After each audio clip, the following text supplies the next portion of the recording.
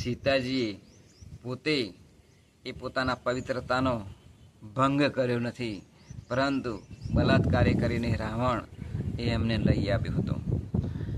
ત્યારે આ સીતા માતાએ પણ જ્યારે રાવણ તેમની પાસે ગયો તલવાર લઈને અને કહ્યું કે તમે મારે તાબે થાઓ, ત્યારે આ સીતા માતા હતા એમણે એક તરણું લીધું અને વચ્ચે મૂક્યું અને કહ્યું કે હવે તમે એક ડગલું આગળ આવી શકો રાવણને. તો રાવણ જ્યારે એમ ડગલું ભરીને આગળ આવવા જતો હતો તેવા સમયે એકદમ ભડકો થયો. આ સીતા માતાના સતીત્વનો પ્રતાપ છે કે સીતા માતા અતિશય પવિત્ર હતા. આથી એમને આગળ એક ડગલું પણ એ રાવણ ભરી શકવા માટે સક્ષમ નહોતો. માટે સીતા માતાજીએ એમના જીવનની અંદર અતિશય એ પવિત્રતા રાખી હતી.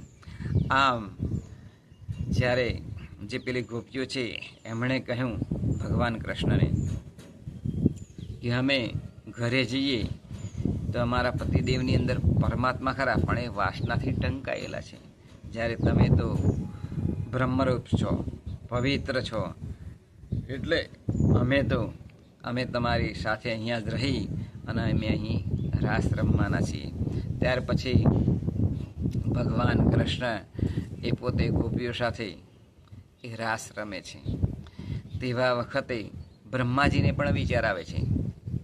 એમણે જોયું કે ખરેખર આ જો ભગવાન હોય તો આમ સ્ત્રીઓ સાથે રમે નહીં. જ્યારે એ બ્રહ્માજી જ્યારે નીચે આવ્યા અને જોયું તો જેટલી ગોપીઓ હતી એટલા જ શ્રી કૃષ્ણનું સ્વરૂપ એમણે જોયું. થોડી વાર રહી અને એમણે આંખને મટમટાવી અને ફરીથી જોવાનો પ્રયત્ન કર્યો તો બધા જ જે કૃષ્ણ દેખાતા હતા એમને તે બધી જ ગોપીઓ બની ગઈ. ત્રીજી વાર જોયું આંખનો મટો મારીને તો પછી એક ગોપી અને એક કૃષ્ણ, એક ગોપી અને એક કૃષ્ણ, આમ જોયું એમણે. એટલે એ વિચારની અંદર પડી ગયા કે ખરેખર પરમાત્મા જ છે. કારણ કે જો પરમાત્માની લીલાને કોઈ કરી શકે નહીં.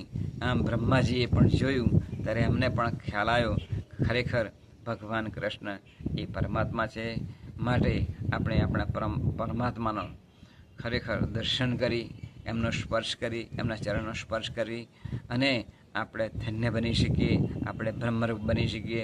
એ જ આજના શુભ દિને પ્રાર્થના બોલી કૃષ્ણ કનૈયા લાલ કી જય.